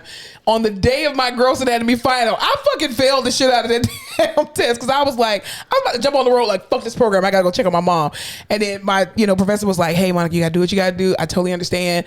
Blah, blah, blah. That whole test, we had the lecture part. I literally was just bubbled anything. I think I finished that test in like 15 minutes. And he was like, bitch, you failed. Just come back. He was like, just come back and take it. I was like, no, I already failed. It's fine. It's totally fine. So yeah, anyway. But I didn't know that arteries and not arteries, but capillaries and everything led to your vena cava. Didn't know that. So if you want someone to fall in love with you, rub on their booty. Why do you think I keep going to Collington? I'm trying to trap him. You got to rub on his booty. You already done fell in love. Well, that's very true. Worked. I think it's kind of inappropriate to grope your massage therapist. Yeah, you probably can't do that. So, sometimes never mind. I won't say that. I don't want to make it awkward. Knocking the boots. No, I was going to say sometimes when he's like in front of me and then he like goes down the whole part of my back. Sometimes I don't know if that's his penis that's on the top of my head or whatever. I don't really know. But it's just like, and I'm like, okay, I guess that's... Is this thing on? Right. And I'm just like... Oh, yeah, I'm sure his dick is just hitting on top of that. I don't think it's intentional, but it just happens. Anyway, off that note, can we change the subject already? Jeez. Have you ever had a stroke patient fall near your crotch? Fondle my crotch? Fall near your crotch. No, they just keep falling near my boobs. Like all my patients fall into my boobs. Near my. I'm like, hell, I gotta get back up. Yeah. Okay. Our patient last week who showed me the meme, she was just like, I'm so sorry. I keep just like falling my head into your boobs. And I was like, it's totally fine. When you get out of here, just take me out to dinner. I mean, you and everybody else, okay. Girl. I don't have boobs for anyone to fall into. They fall into my face shield. Oh, all right. So in the news too this week, it's a very controversial subject, right? Especially for Black people. So for our, other listeners, people of not people color, without color, people without PWCs. Color. Yes. But that could be people with color. Oh, but it could, Anyway, yeah. Anyway, people who are not Black, right? There's this thing that kind of happens in the Black community, right? So with our hair, we have to wear certain types of headgear and head wraps that are of certain fabrics, right? So satin caps or satin scarves and stuff like that to help prevent breakage, because we can't just lay on cotton pillows because our hair can break like that. It'll strip out all the oils that we put in. It pains me when you see people get up at the hospital. Oh God, all their breakage is on the pillow. Yes, and it's just so dry and just brittle. So what happens is African American women will wear satin bonnets, and so they'll have satin lined hoodies and all kind of stuff. So recently in the news or in social media, Monique, who is a comedian and was the star of the Parkers, she had her own late night TV show, talk show on BET. Amazing woman, right? So she basically came out and she had this to say about women wearing bonnets. Hey, my sweet babies. So, because I want to make sure I'm not saying it in judgment, and I want to make sure I'm saying it from a place of love. Y'all, some of y'all have given me the title of auntie, and I'm honored that y'all do that, right? But there are times where auntie got to talk to her babies and say some real shit. So yesterday, I was in the airport in Atlanta because I'm in Jackson, Mississippi now at Chuckles Comedy Club, right? And we got 3 shows tonight. We got a matinee at 5:30, then we got 7, then we got 10, right? And I'm excited. I always love going to the stage. So when we got to the airport yesterday, I was excited, like, all right, baby, let's go get them in Jackson, Mississippi. And as we began to walk through the airport, I saw so many, actually too many to count and too many for me to tap. But I saw so many of our young sisters in head bonnets, scarves, slippers, pajamas, blankets wrapped around them, and this is how they're showing up to the airport. And I've been seeing it, not just at the airport, I've been seeing it at the store, at the mall. I've been seeing sisters showing up with these bonnets and headscarves and their slippers. And the question that I'm having to you, my sweet babies, When did we lose pride in representing ourselves? So after she made this comment or, did this video on... I'm sure they ate her ass up. They really did. Well, I think it was kind of honestly a split audience. There were people who were saying, well, who are we trying to impress? The white people? No, bitch, because you look ghetto to other black people. Feel good. Right. But my thing is, I think people have to understand that when you walk out of your house, you are representing yourself. You're not only representing yourself, but you're representing the family that you come from. And when you walk out of your house, there are some things that are meant only for the house. Obviously, you wouldn't come out your house in lingerie to go to the grocery store because that's lingerie is for the house. If you got house shoes on, bitch, it says house motherfucking shoes. Yeah, but now there's all those trends where it looks like you're wearing pajamas, but it's clothes. That's like ugly. The silk sets. No. And the silk dresses. Inappropriate. Well, I forgot. You're freaking Gen million old. Whatever. But I think too, but that's the point too. I think that some people even made with regard to Monique. Monique is in her 50s, I think early 50s. And so you didn't come out of the house looking any kind of way. Like I remember even in school, my mom was like, you better put some gel on your head and slap your edges down and stop playing. Do you realize who you're representing? And I think that goes a long way that, it's not that we're trying to look good for white people and all this bullshit. Don't come out of your house looking a fucking mess. Now, there are times where I wasn't gonna say anything. I have made workout clothes my everyday stuff. Okay. At leisure. Yeah, it's leisure. But if my hair is not done, first of all, I'm locking my hair, which is a very humbling experience because you look a hot mess when you're locking. Anyway, but when I go out into the public, if my hair is not done, you know what I put on? A hat. You know what else I put on? A headband. Okay. I'll slap on some earrings. No, I don't put no bonnets on because I hate bonnets. Even growing up, I used to hate, and I call them Jiffy Pops. I cannot stand when people walk around with fucking Jiffy Pops on their goddamn heads. I hate it. I hate you. I absolutely hate that. You look ghetto to me as a black woman. You look fucking ghetto to me. I have a white mama, so you already know I don't wear a bonnet. Right, you probably don't even know what a bonnet is. I have a silk pillowcase because I'm a lazy ass bitch. I have one of those too, but I still wear a bonnet. As we go. I mean, but even with me, I stopped wearing bonnets a long time ago, and I wear silk scarves because they're just easier. And because too, I used to get like hella long braids down my butt. Ain't no bonnet, and I hate the big ass bonnets. Like I hate that. Don't come out of your house looking like that. Like. Here's the thing. You think it's a pandemic thing or it's a done been going on? No, it's been going on. That's a cultural thing, unfortunately, that black women have done for years, and it's annoying as shit. Men can wear do-rags, but you don't. No, I fucking hate when men do that too. Your waves are not that important. Fuck your waves, dude. Just brush your damn hair. Swim. He's trying to look fly. Then you got that line across your forehead like somebody done burnt you because you got the damn do-rag on too tight. It's stupid. I hate it. Now, do I wear a do-rag at work under my scrub cap? Yes, I do.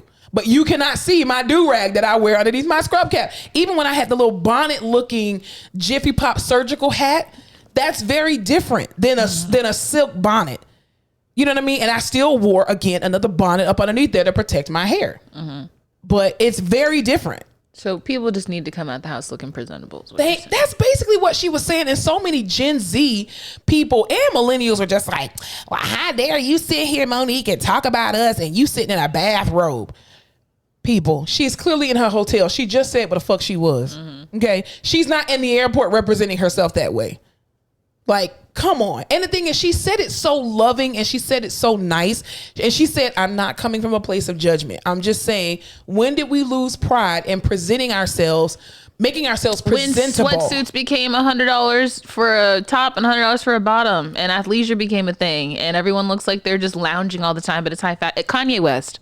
That's what I'll say about that. Listen, I will not support Kanye West. No. That's what it Definitely is. Not. That's not cute. That became quote unquote high fashion. No, it's not. That's why there's Fendi Crocs or whatever the fuck now. That is so dumb. So it's really hard. There's blurred lines out here, okay? I'm being told that I need to wear fucking heels and pencil skirts and shit. And I'm also being told I need to wear matching sweatsuits and fucking Yeezys.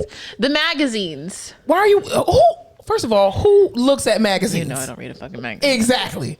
Nobody's telling you this. And if they are telling you this, you need to turn your ear off, okay? Just shut your ear off. Close your eyes. Close your eyes. Get rid of these people in your life. You don't need that kind of negativity in your life. It's hard. Everyone's wearing athleisure, yoga pants, fucking leggings and making it rocks. And then everyone's just chilling out. We've been stuck inside all this time. I mean, I'm not out here wearing a bonnet. No, I don't wear bonnets either. But I'll be out here with my fucking I personally baby think hairs. they're ghetto. Crazy. Bonnets are ghetto. I said what the fuck I said. They're ghetto as shit. Even them little Chinese ass slippers. And because they always go hand in hand. They're ghetto as hell. Shots fired. I hate that. Then I absolutely hate it. That's why you did. See how you being ugly? See how you being ugly? God got you right together. And that's why you almost took your whole ear off. Keep on. I don't like ugly. You don't have to wear it. No, I see what you're saying. I also see why people are pissed off because they just want to do what the fuck they want to do. Would I wear a bonnet outside the house? Probably not. No, me neither. I'm not here to judge you. Probably not. And you know, even too, like, even when my mom went through like chemo and she lost all her hair, like she still wore, you know, wigs and all that kind of stuff. Like we would try to tell her, like, you know, you could get away with wearing a bandana. She was like, I'm sorry.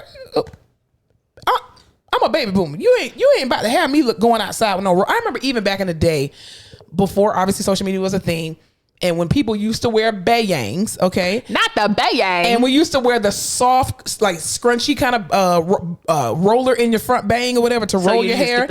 Exactly. And we would go out the house. And my mom was like, you know, you got a roller in your hair, and we're like, yeah, I'm trying to get my bang to curl. Not today. It won't be. You better swoop it because you ain't going to that house with this damn roller in your head. Like there was a standard when you walked out of your house. I remember even like the tights you have on now. Mm-hmm. My mother would never let me wear that to school. Leggings weren't a thing when we were in school. Yeah. You know, but still. Can't show your cooter. Very true. Then you walk around here with the damn grandma drawers on and showing all on your leggings. I mean, I do that sometimes. I just don't care. I let you wear the least amount of clothes possible to get away with. I hate clothes. That's why I just keep wearing these and that's the style now. I wear these little black $3 shirts from Walmart and from the men's section, preferably in a V-neck and leggings. I still get hit on because my booty big. There you go. And my thighs big. So, and I got big boobs. I love a sheer top, like a full, it's literally long sleeve button up to my neck, but it's just sheer. So you can kind of see my bra under it. Too far. My mom was always like, change. I'm like, you no, slut. I'm covered from head to toe. She's like, everyone can see your drawers. I'm like, that's the point. That's the point, I was like, Mom, everyone knows I'm wearing a bra. I don't understand. Be happy I have one on and not pasties. Truly. Yeah, so stop wearing bonnets. Moral of the story is, do your fucking hair. Shit. Yeah, seriously. Like I know, like again, when I went to Paris and I had braids in my hair, through the airport, I had my hair out. Even my sister had, you know, her hair done, laid flat iron to the gods, right? Once we got on the plane, my silk scarf came out. But you know what also went on top of that? A hoodie. Because I'm going to sleep. First of all, I'm on this plane for like 11 hours. I'm going to sleep. I haven't been on a long flight in a minute. Yes, I'm still, so that to me, that's appropriate. If you get on a plane and you put your stuff on, your pajamas, whatever, that's appropriate. But but in the actual airport, you don't know who you're going to meet there. Do you wear jeans to the airport? No. Workout clothes. I need to be breathable. So you're good with the workout clothes. You just want their hair done. Yeah. Stop wearing bonnets. And stop walking around here with house shoes on. I cannot stand that. I wish I could wear my slippers. I got $2 Old Navy slippers right over there. First of all, I don't wear those in the airport because I need sneakers on because if I need to run. What? If you need to run, because depending on your layover. Yeah. I thought you meant if you're being chased. Oh, no. Do you count Crocs as slippers? I think that those are presentable. I don't care what you wear. I mean, you can wear them with leggings or whatever. I think Crocs are presentable. I think Crocs are back in. Like, when were they ever out? Well, they were disgusting for like 6 years. When? When all the white people started wearing the camel ones. Oh, jeez. Oh, yeah. With the orange strap. Yeah, I see that. Yeah. Because they were wearing them. Yeah. Mm-hmm.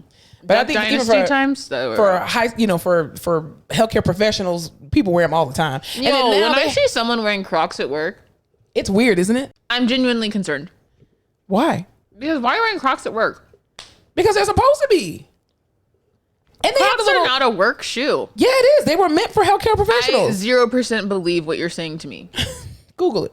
Hey Siri. There's no way Crocs are a healthcare shoe. If I have to run down the hall and grab something. That's why they have a strappy. Okay, just because I go in sport mode doesn't mean they're not going to flip off my fucking feet. I'm sorry. Crocs have sport mode? Is that what the strap is? Is sport mode? Who the fuck told you that? That is hilarious. You've never seen when they flip the No. They say sport mode?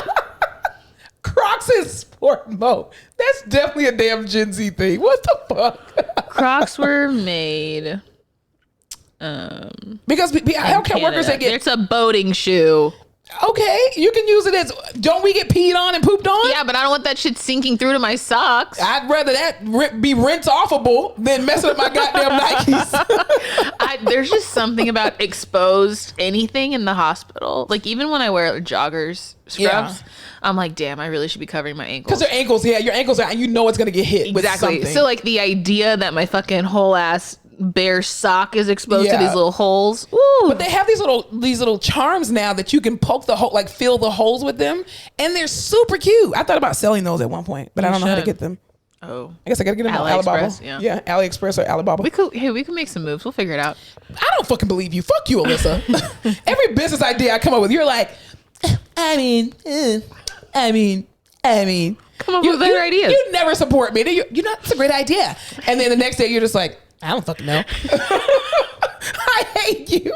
You're the worst. God damn it. But I still love you. All right, let's get into some social media stuff, some fun stuff. Let's talk about something fun. All right. Congratulations are in order. To who? For Meghan Markle and her husband Harry. They just had their second baby. Happy birthday. Happy birthday to the baby. Congratulations, baby. Her name is Lilibet Diana. I think that's a family name. They're going to call her Lily. Then just fucking call her Lily. What the fuck is a Lilibet? A Lilibet. It's kind of cute. Like, I'm making a little bet. I hate that. You going to go gamble today? No, just a little bit. They're going to cause people to pick at that child. The child already is no longer in the royal family. Okay? What more do you want to do? Torture the child? But that's so beautiful that she named her after Princess Diana. They better think more about having kids because they probably can't afford it now. He just scored a deal with somebody. Are they going to do a Netflix something? Tyler Perry will take care of him. It's totally That's fine. true. Did you see Tyler Perry's acceptance speech at the Oscars? No, I did not. What did he He won for like, where they honor people who are just like humanitarianism or something. Like, hey, you've done this forever and you're a cool person. Whatever. Yeah. And he was just talking about how he grew up poor and his mom and all of this stuff. I've heard his story from the very beginning, honestly. Like from the very first Medea play. It was a good speech. Oh, yeah. You've watched them all. You know it. We don't need to go over it. Yeah. Anyway, speaking of origin stories, Diddy, Brother Love. Yes. Sean P. Combs. Yeah, Papa Diddy Pop. Did you see the video of him? He threw the Insecure party. Yeah. So Issa was there and Nathan was there. And Yvonne Orji. Who he was grinding on. There's a video of Diddy grinding on Molly and I was so concerned. Yeah, he's weird. I just don't like the way that he says F for THs, and I have a problem with that. That's where your hard stop is? Yeah, he's like, in the bathroom. Ain't no F in that, brother. I'm like, where's Emmanuel Acho? We loved him. Weren't they engaged? They were. I don't know why they broke up. Maybe because, I don't know. They were just like the Jesus and Jolliffe couple from God himself. Yeah, but maybe because she's a virgin, maybe he was like, hey, I can't hold on any longer. Damn. Should have proposed. Anyway. He lives in Austin. That means she would be in Austin. I think we should make the trip to Austin because he's single now. Is he? Yeah. That could be it for us. We can fight to the duel. Another duel. Yeah. We've been dueling over men lately. It's just not healthy for us. We both do it. We both just found out ways that we didn't like them equally. And we were just like, wow, we did not expect you to look like that without a mask. It is the most typical thing I've ever had us do where we're like, oh yeah, I'm going to fight you for this guy. And simultaneously we're both like, well, actually he has this and this. And you're like, well, he does this and this. I don't like him anymore. I don't like him either. Like, nah, girl power. Just over it. Yeah. Exactly. Girl power. Breonna Taylor says what birthday was yesterday. Happy belated birthday, Breonna. Happy heavenly birthday, Breonna Taylor. Justice for Breonna Taylor. I love her little face. She was, man. Saw her over social media. I know. But there's another artist on the rise. Don't know if you heard. She's popping off right now. Just released a music video and a new song. Black China. Maybe you've heard of her. Shut the fuck up. She has a song for real? Yeah. It's called Hollywood. You want to hear it? Oh, I don't care if you don't. We're going to listen to it. Just a little snippet. That's totally fine.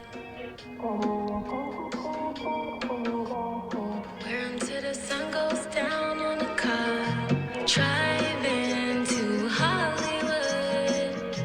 I wish I could stay. Movie star.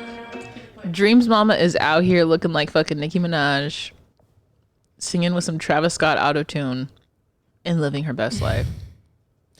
Where is she getting her money? We're in the wrong Rob profession. Kardashian. But is he even paying child support? That's on child support from him and Tyga money. But I feel like she had her own money even before them. Instagram flat fit tummy tea money. I get. She was just always hanging out with Amber. So did they have? Was she a stripper too? Amber Rose? No, was Black China a stripper too? Oh yeah, she definitely was a stripper. She was stripper money. Maybe she invested. She probably listen. Look at Cardi B. She used her money to invest, and look at her now, multimillionaire. I mean, she's got Tyga baby money, and she's got Rob Kardashian baby money. But she was even saying that I guess they don't even really pay, allegedly. What do you mean? How do you just? Well, I guess a lot of people don't pay child support. Very true. Yeah, I mean, and good. Right. Won't be listening to that anyway. Next. Thank you. You will not be getting my stream. But no, you know what, girl? Get your bag. Appreciate that. Get out of here, Black China. What the hell? I know you were worried, but Ben and Jen are still going strong in Miami. Moved in together, out and about on the town, hugging it up, living life. He was probably dancing on Yvonne Orgy to make J-Lo jealous. Oh, you think? Mm-hmm. He's like, I got the moves, girl. I'm all here for full blown 90s romances that didn't work out then, just popping up now. No. Yes. Jennifer Lopez, go find who you are. She's gonna find all the people she broke up with or broke off their engagements, and she's gonna just work her way back. I just want to know what her children have to say. They're probably with Mark, just chilling somewhere. Probably. And he's somewhere singing. like, God damn it, I dodged a bullet. Glad I got out of that shit. J-Lo said, I'm taking a break from me and Aaron. What's his name? Jose Canseco. Jose Canseco. No. She's just like, we need a break. We're done. Hey, Ben, you available? That's why I'm like, was she talking to Ben before? Who has the timeline? Was she talking to Ben before? She never stopped talking to that man. You can't. The heart wants what it wants. I guess, child. More power to you. I mean, y'all were fully going to get married before. Listen. But that was in 2004 or something crazy. Yeah. Like you said, love. Yeah. What if Rihanna and Chris Brown were to get back together? Love that. I would love that too. I thought they were a wonderful couple. Me too. Now she's dating ASAP. Until he put these. Have you seen all that shit that's like, because ASAP did that interview, he says all these things about her and he's in love with her. I don't think he's cute. He's not cute. He's hot personality. He's got a hot personality. He's definitely not. If you don't stop. Sorry. I'm fidgeting. Yes, you are. I didn't take my meds today. Yeah. You don't think he's hot? He's short, but he's hot. No. Short king. I think people who are peculiar in the looks department, when they get a lot of money, everybody automatically is, oh my God, he's so fine. Let his ass not have no. Look at Gucci Mane. Have you watched his interviews? Okay, Gucci Mane wasn't hot until he was skinny. No, but he's still not hot. That's the thing. He's hot to his wife, and that's perfectly fine. That's all he needs to be hot to. But when Gucci first came out, people was like, ugh. And then as soon as he started getting money, oh my God, Gucci's so fine. He's not. Yeah, money makes you hot. Flavor Flav. No amount of money. What? No amount of money will make you beautiful. Not that man. No. Mm-mm. He's beautiful to someone. He's beautiful to his mother. He's beautiful to his mother. Flavor of Love is the reason for reality TV as it is today. Isn't that the saddest shit you've ever heard? Well, dating shows, yeah, but Ozzy and what's her name? Sharon. They were the pioneers of reality TV. But ratchet reality TV, definitely Flavor Flav. That belongs to them. Also, I love A$AP Rocky. What are you talking about?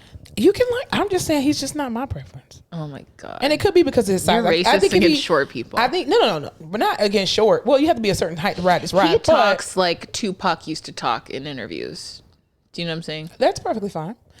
But I think if he were to gain like 100 pounds, maybe. On his little ass 5'6" body? Ma'am, are we not treating patients who are like 5 feet tall, 400 pounds?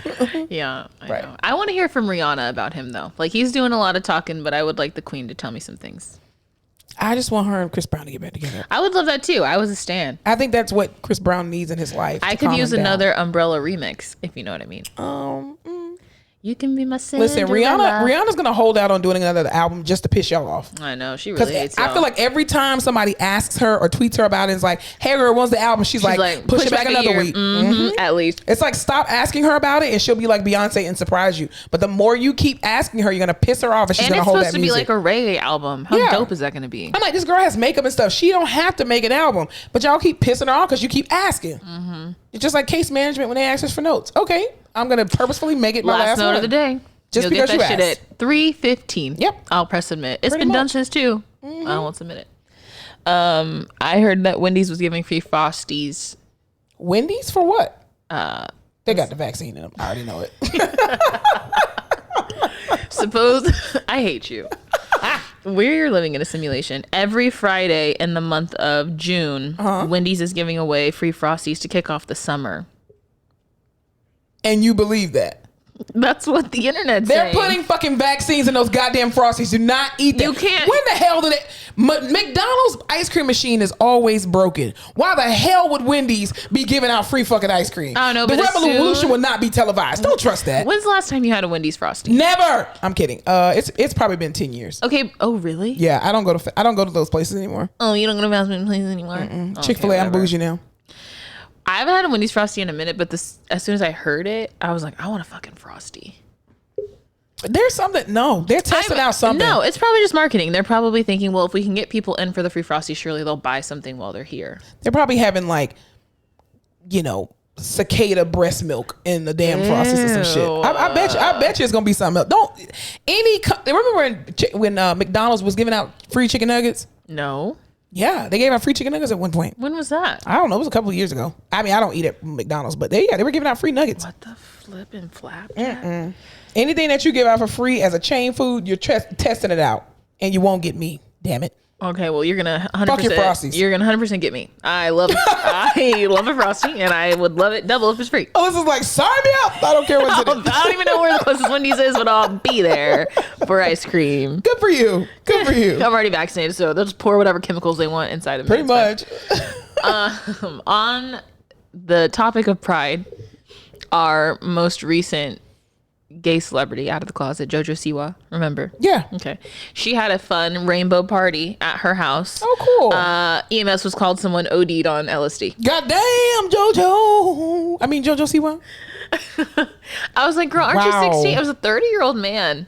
What is a 30-year-old man doing at a 16-year-old's birthday party anyway? That's very pedophile-ish. Hollywood is weird. Also, how much LSD do you have to do to OD? First of all, who still does LSD? LA, dude. It's a crazy place. What? Okay. I feel like the pandemic was trippy enough. What are the names of LSD? Like, what drugs house LSD? Because you can't just, hey, man, you got some LSD? Like, I don't think that's like there has to be some other name. Is like Molly considered LSD? No, Molly is ecstasy. Pure ecstasy. So what is LSD then? LSD is LSD. They don't have no regular, like good names for it? Popular names? What's the street name for it? Yeah. LSD. Like, marijuana. Nobody calls it. You got any marijuana, man? Marijuana, man. It's like you got that fire. You got that splat. That's that splat right there. That splat. There got to be another name for LSD. Is an acid LSD? I would think so. Yeah, I think LSD is an acid. Yeah, so they're tripping acid. Let's go with that. This is now your friendly drug podcast. Yeah. Shrooms, would that be considered an acid? No, shrooms is mushrooms. A depressant or stimulant? No, that's a hallucinogenic. Oh, hallucinogenic. Okay, gotcha. But LSD is a hallucinogenic, correct? Yes. So did the guy die? I don't know. They didn't tell me that. Oh. That information hasn't been See, released and to I the hate public. that because it's like, yeah, it was her party, but why you got LSD at your party? Yeah, because people can just sneak in the bathroom, or he could have done the acid before. Exactly. But now that's on her reputation. Now her little bows and skirts and stuff gonna be gone from the stores. Her name is Joelle Joni. Who the fuck? Who, JoJo Siwa? Yes. Is Siwa even her last name? I don't know. See what protocol. That's what she needed after that party. Pretty much. So that 30-year-old pedophile, allegedly. Why is a 30-year-old? I mean, okay, it's her cousin. We're gonna say it's her cousin. Whatever. Then that's appropriate. But if you're just some random 30-year-old at a 16-year-old like, party. I'm a fan of yours. No, you're creepy. Get out. What kind of music were they playing? Probably Justin Bieber. Right. Not the gospel part, but. She had rainbow themed decorations, a candy buffet, a bounce house. This is for drug users. This party was for drug addicts. That's definitely a hideout spot for drugs. Absolutely. Wow. No wonder. You see how she over here pretending to be a 5-year-old when really she's just fucking tripping like acid. 55 years old. Fucking Joni, JoJo. what are you doing? I'm definitely never calling her JoJo again. Hey, Joni. Joni, listen, every Joni I met, hard drugs. I'm just saying. Me too. How's it going, Joni? Woo, having a good time. All Jonies have had a hard life. Yep. That's all I'm saying. We won't hold it against them. Definitely That's all I got for the socials this week. All right. What are we talking about in the rehab corner? Let's go over to the rehab corner. Oh, you don't want to do what we're watching? Oh, sorry. Yes. What are we watching? What are you watching? Watch anything good? Ooh, yeah. Yeah.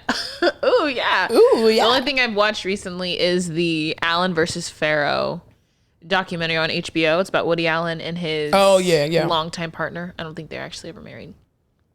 But it's the young girl, right? Well, no. So it's her mom. He was dating her mom for forever. The mom had already had these adoptive children from Asia. Mm-hmm. He ends up sleeping with one of the adopted children when she's a senior in high school. That's fucking disgusting. But also he was molesting their biological daughter. So the documentary is Why is he not in jail? Because everyone covered it up. Because he's white. Because he's white, and everyone. People literally quit working for Child Protective Services in New York after this because they were like, "This is disgusting. I can't believe that y'all would cover all this shit up." They interviewed. Yeah, and you leaving is covering it up even more. The mom videotaped the little girl and all the shit she was saying because she was like, "No one's gonna believe me." And they had the videotapes. They interviewed the little girl like 9 times in a year about what her dad did to her. She said the same story each time. It never changed.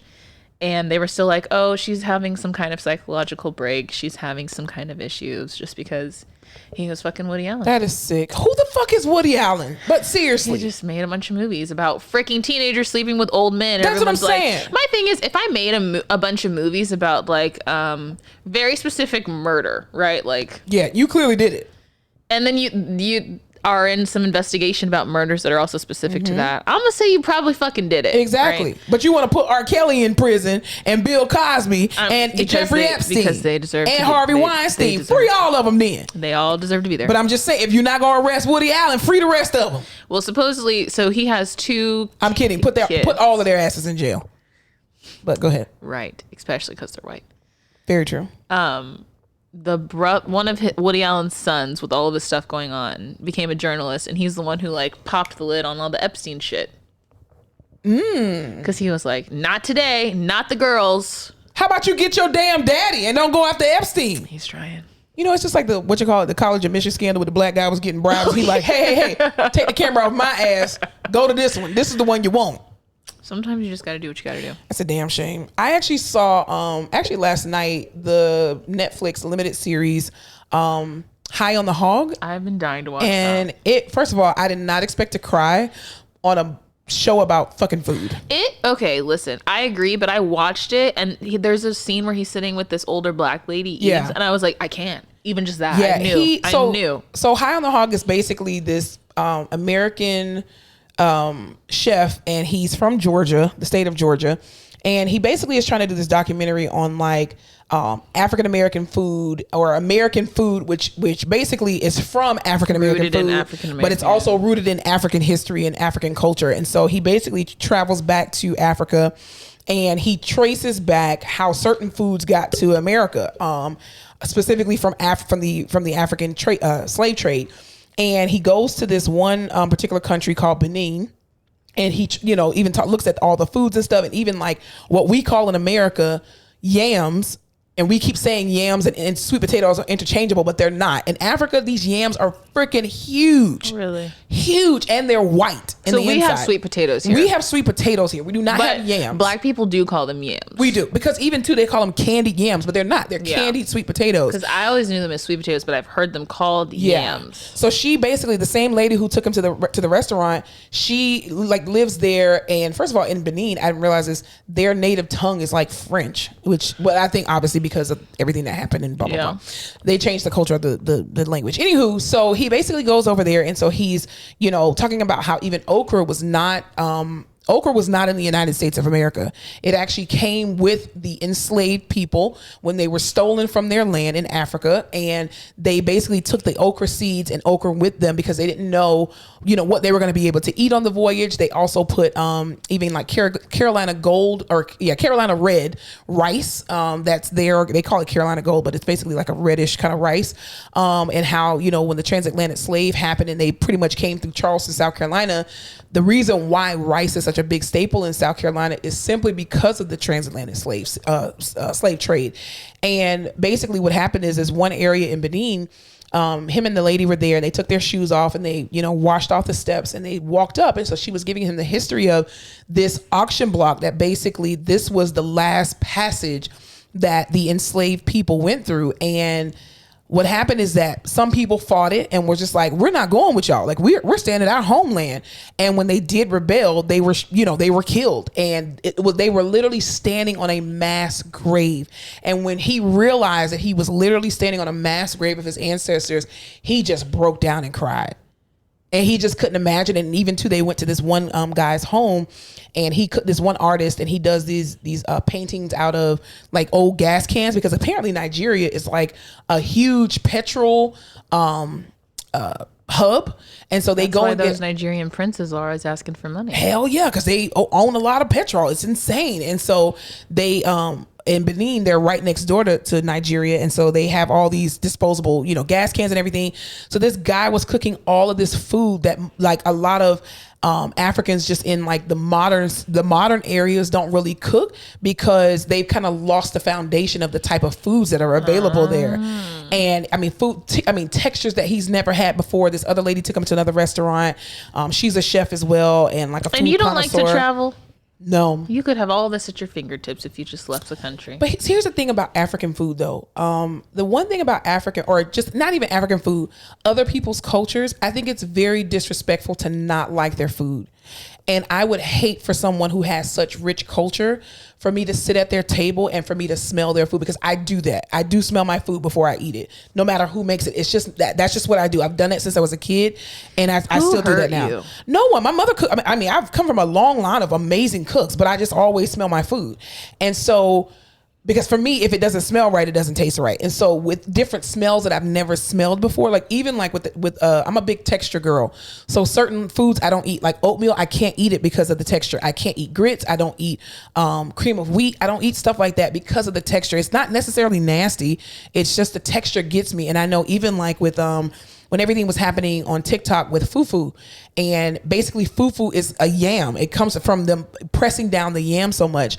But then people were like, oh my God, this is nasty and blah, blah, blah. It is so fucking disrespectful to say that someone else's food, that you don't even know the history behind how they got it, that you would literally not like their food. And because African people are so hospitable, and they literally will share their last with you. So I would hate to go over there and eat something, and I know like if I don't like it, I'm just gonna be I'm not gonna waste your food. Exactly. Like I don't want to spit it out or disrespect you or offend you in any kind of way. So I think that's why I'm very cautious about going to different countries and trying stuff, because I don't like to disrespect people's culture. And I think it's okay if I don't like your food, but not if you invite me into your home and you've literally cooked me your last. You know what I mean? Like I'm not gonna be rude like that. So I'd rather just not go. Glad we got to the bottom of that. Yeah, because even like my best friend's mom, she's Jamaican, and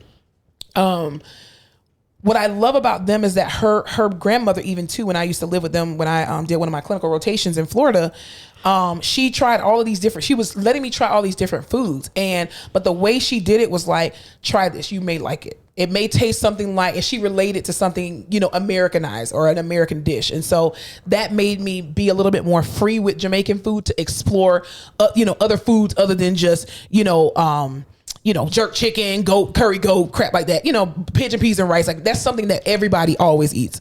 You never had pigeon peas and rice? No. Ooh, girl, you need to get pigeon peas and rice. Where? From a Jamaican restaurant. Exactly. When? Y'all have one here, two. Oh, yeah, you have I'll two. go there right away. Listen, I'm just gonna have to go to Jamaica. Peas and rice is good. Oh my God. I'm booking a trip. But Jamaican food is amazing. And I think because I grew up on it, like, Trinidadian food, Haitian food, Bahamian food, everything again that's in the Caribbean is available in South Florida. Yeah. And so I've had so many friends that are from the island, so it made sense. And then you're like, what are you eating for lunch? And they bring out this dish. You're like, what the fuck is that? I got a ham and cheese sandwich. What the fuck? But yeah, so it was a really good series. Have you seen all those conspiracies about slave ships? With regard to what? They're like, have you ever Googled a picture of a slave ship? All you see is like renderings and drawings, but if you Google other really old fucking ships, you have live pictures, or they have remains. So they're like, where are these slave ships that everybody's talking about? And basically that slave ships weren't a real thing, and they got people over here in another way. How? I don't know. That long ago. What else would you use? No idea. You didn't have no planes. You didn't have trains. You didn't have cars. Or automobiles, yeah. Exactly. No planes, trains, or automobiles. What are you gonna do? So I'm just telling you what the people are saying. Is this Gen Z saying? 100%. Yeah, they're weird. They are weird people. These are people who eat fucking Tide Pods. You can't listen to these people. That's true. I mean, they are changing the world by trying to, talk about It's kind of like a give and a take. They did cinnamon challenge, condom over the head, but they are calling out, abortion and all this other abortion bans, rather. There you go. Yeah. And that's weird. Transgender rights and all of this stuff. You can't win it all. Yeah, but I think that's maybe a very, the chemicals jump sparked some kind of moral compass. But why would you pick slavery and slave ships as one thing to say? Nah, didn't happen. Like, very specific. You kind of can't do that. But they're like, have you ever Googled slave ships? You have no actual pictures. It's all illustration. Okay, here's what I want people to know. When slavery happened in like the 1600s, right? There were no cameras. But I think what they're saying is there's artifacts of other really old like Viking ships and shit. So why aren't there any artifacts of these slave ships if they existed? I'm neither here nor there. Because people probably they don't want history like showing what kind of fucked up ass people that they are. Same reason why they keep stealing shit from other people. They don't want you to know that they know. I don't know. I guess we'll never know. That's so weird. Yeah, Gen Z, be careful with that. Be very careful. It's just like the critical race theory that they're talking about, even, trying to ban it in schools. We don't want you to tell our kids how fucked up we were. Like, what the fuck? You're supposed to. Your lineage was a piece of shit.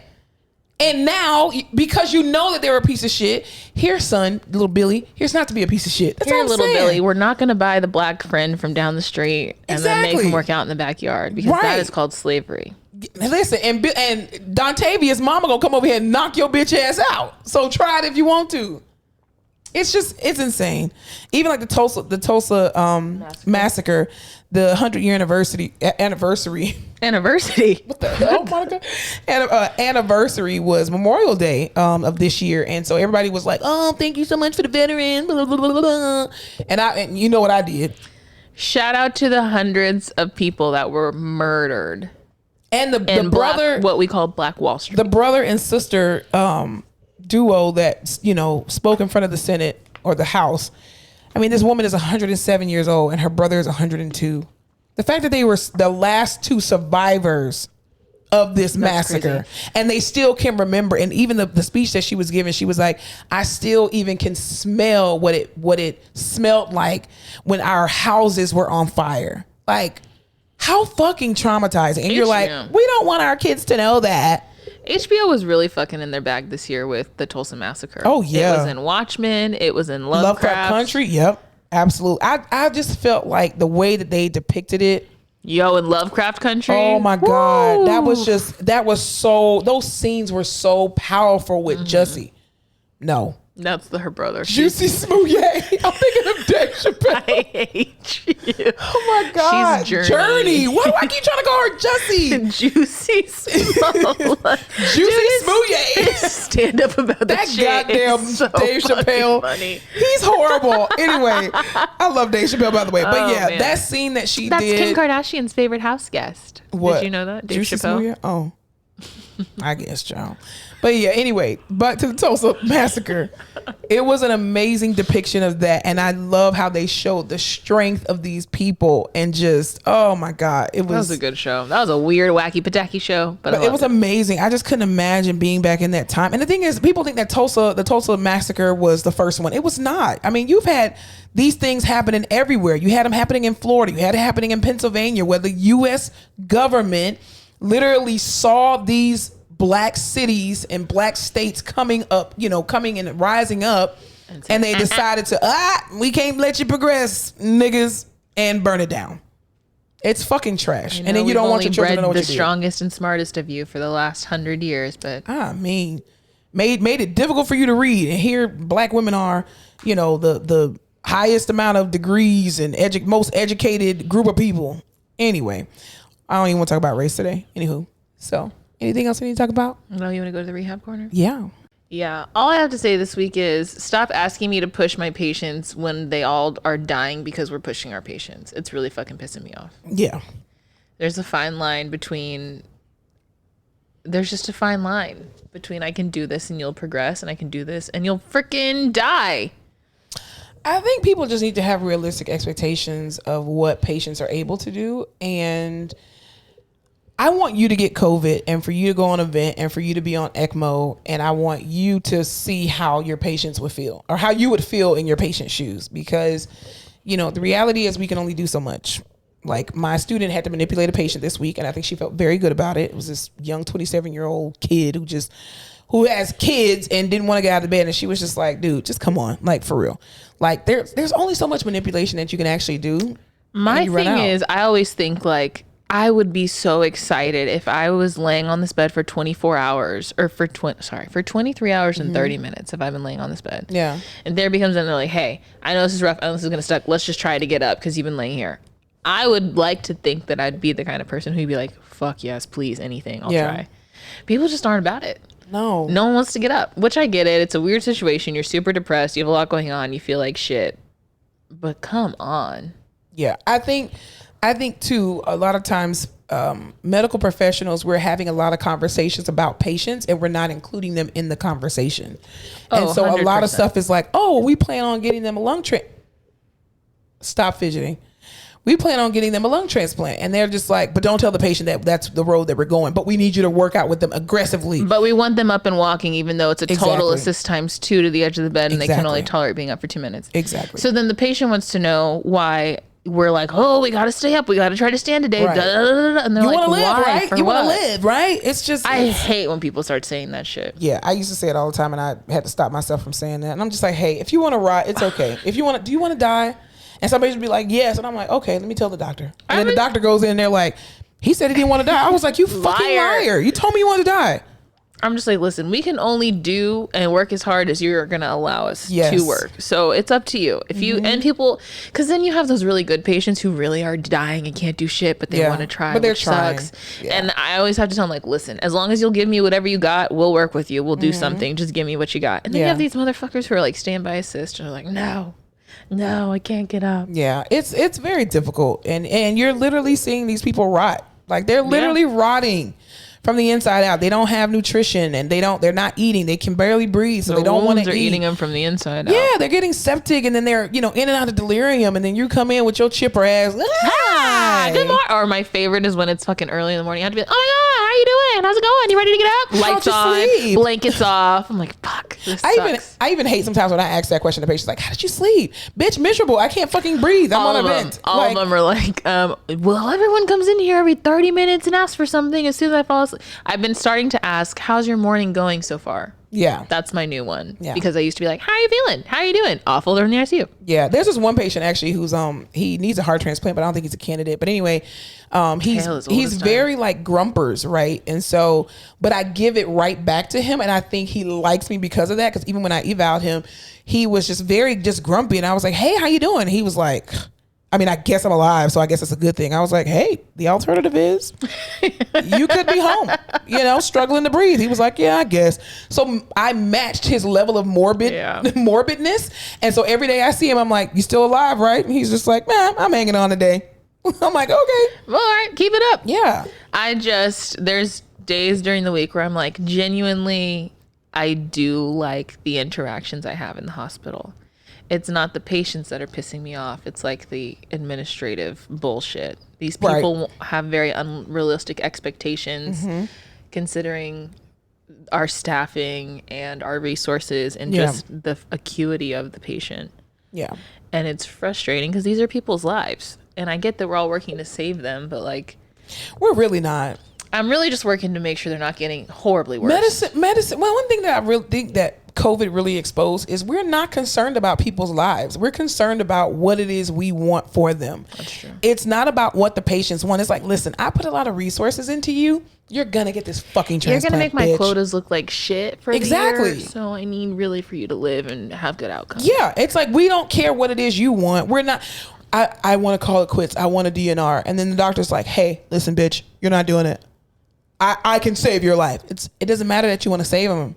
If they don't want to be, don't save her. She don't want to be saved. Don't save her. I want to be saved. But yeah. My thing is, initially in the early stages, I feel like when people are starting to progress poorly, die. Gress. When the Regress when they start to gress. Right. When the doctor comes in and is like, hey, don't you want to live? We got to, yeah. Everyone is like, fuck yeah, I want to live. If this isn't a chronic thing, if this has just happened, I don't know if there's enough of like, this is what it means for you to want to keep living. Yeah. It's not spelled out. And then they forget because they're fucking delirious. It's like little dementia patients. Like, they're not going to remember any of this shit. I know, it sucks. Yeah. So. But there's sometimes it's good stuff happen. Like Mr.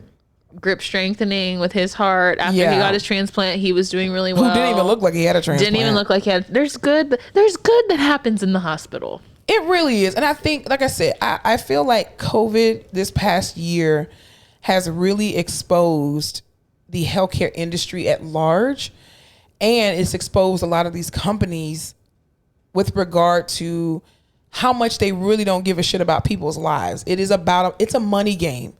And it has to be, and I totally get that. I'm not oblivious to it, but at the same time, the way that some people have treated their staff in this past year, like even, on my current job, there are things that I'm still dealing with even a year later, and it's like, what the fuck? Like, are you kidding? This is still going on a year later? You're not tired? You're not exhausted? You're not tired of pizza? Yo, we haven't had good pizza in a minute. No, we haven't. But no, we did have the food trucks, so the food trucks was good. I was appreciative. Was good. Yeah. I really do like being buttered up. I will say that. It doesn't work, but I like it. Nah. Not for you. And they had the little whole tranquility. Oh. Yo. It's like, do you realize we do work during the day? But also this job is so stressful. I mean, in the grand scheme of things, is it the most stressful job in the world? No. But like, it can be. You're in a very weird situation on the floor all day. It's usually depressing unless a lot of good things have happened. Yeah. And then you come off the floor, you have to chart all the shit. The case managers are calling you because they need this and that, whatever. And then they're like, hey guys, if you have time, come get some aromatherapy and do some color sheets. Bitch, I have shit to do. And I don't like you. And another thing, I don't want to commune with you. I just don't think I would love to love the people I worked with. I do like the people I work with. I don't think you should love anybody you work with, to be honest with you. Oh wow. I really don't. I don't think you should love. If you love somebody that you work with, that's a problem. And I'm not talking about like romantically. And you should transfer department. You really should, because I think that you'll start to overlook the shitty things that they do. Because even, for example, at our job, we all get along, right? And then there's a lot of therapists that, don't necessarily sit where we sit that we do get along with. But when you get along with somebody very well and you consider them to be a friend or an associate, you overlook a lot of the bullshit that they do. That is true. And when it all comes crashing down, you're like, oh my God, I had blinders on. We've had some rose-colored glasses removed last year. I agree. Definitely. And you really see these people for who the pieces of shit that they are. It just is the truth, but... Yeah, but other than that, I don't have anything in the rehab corner. I didn't have anyone morbidly overweight. I hate sand beds. I don't know who I can talk to about that. Joe Biden. I will write a letter. Yeah. Kamala Harris might be able to fix it, but yeah, death to all sand beds. I hate sand beds. We have to invent something, I think, that kind of like, I don't know. Well, seeing as I'm trying to get out of the healthcare industry altogether. Yeah, maybe not you. I'll put it on myself. Yeah. What would your dream job be if you could have it? Someone called you right after this conversation and they're like, we're offering you a job doing. What would your dream job be? Consulting. For what? Oh, seeing as though my life has been nothing but fucking healthcare. But she wants to get out of healthcare. All right. I need to tell you all the things that are fucking wrong with it that you need to fucking fix. So yeah, okay. I do that. Yeah. Okay. Definitely. Interesting. All right. Or like health technology. I would love to go into health technology. So as much as you want to get out of healthcare, it's really seeming like you're going to. I just want to get away from the patients. I don't want to deal with the patients, or I just want to get away from the patients. I don't want to work with them anymore. Okay, so you could still be technically in a health setting. You just don't want direct patient care. No. I want to get away from the bedside. Okay. If it involves wiping an ass or touching anybody, I don't want to do it. So no physical contact. No, other than my husband. That's it. Okay. And my massage therapist. Do you think your husband's gonna let you keep going to your massage therapist? He has no choice. It's a part of the plan. Oh, okay. Mm-hmm. That's first date. Hey, so I have this massage therapist. I just wanted to keep you in the loop. Exactly. He rubs my booty from time to time. But it's because I have a heart issue, so he's got to massage the capillaries in my booty. But if you can do a better job than him, then maybe I'll stop going. But again, this is for my health. It's not anything to do with you. Yeah, exactly. Okay. You have to set it up front. Absolutely. I'm not giving him up. You are not. He's mine forever. I'm signing off after that. All right, y'all. Well, what's the word for the week for our peeps? Doofenshmirtz. Who? Doofenshmirtz. What does that mean? You never watched Phineas and Ferb? No. Ew. I thought his name was Phineas and Ferb, but okay. No, it's Phineas. The word for the week is meditation. We should all be doing it. I've been slacking. I need to get back on it. Do you meditate? Does that include sleeping? No, that would be sleeping. Okay. So when you sleep, your body gets to rest. Your mind is still awake. It's like a evolutionary thing. It kind of stays. You know how when you have a dream that you're falling and you wake yourself up? Yeah. Because your body never, or you're like, your mind never lets you fully rest because there could be a predator or something, a fire, whatever. Interesting. A fucking bear trying to eat you. Jeez. So when you meditate, it gives your brain a chance to sleep. Relax. Yeah, to relax. Yeah. I mean, I guess I would consider myself meditation when I leave our office to walk down the tunnel to go to the hospital. A lot of times I have my AirPods still in and I'm listening to stuff because I'm trying to get in the right frame of mind. And on that note, anyway, there's this book. You should read it. Stress Less, Accomplish More. I'll get it. Stress Less, Accomplish More. I'll Okay. get it for you, but it's about meditation. It's really good. Awesome. Please give me that book. Yeah. And I'm going to get you another book that I'm not going to say on. We'll do a book swap. Wax. Yeah, definitely. Why is it a dirty book? No. It's actually a really good book. Okay, cool. Yeah. We'll do that. Everyone go out there, spread some love and light, eat a piece of pie if you want to. Don't fry cicadas. Don't eat those. Yo, I don't fuck with my dog is bringing in those huge beetles right now. That's his little kink. He loves to go outside, grab the beetles and bring them inside. He's just gross. Tripping me out. It's disgusting. Yeah, don't do that. Yeah, don't go out and eat bugs. We're not about that life. Y'all have a good week. We'll check back in next Tuesday. Yes. Peace out. Have a great week, y'all. Thanks so much for tuning in to another episode of The Face Off with Fleming and Fowler. Don't forget to follow us on all our social media platforms, Instagram, Facebook, Twitter, and YouTube at The Face Off Pod. Be sure to tune in to The Face Off every Tuesday where new episodes are released.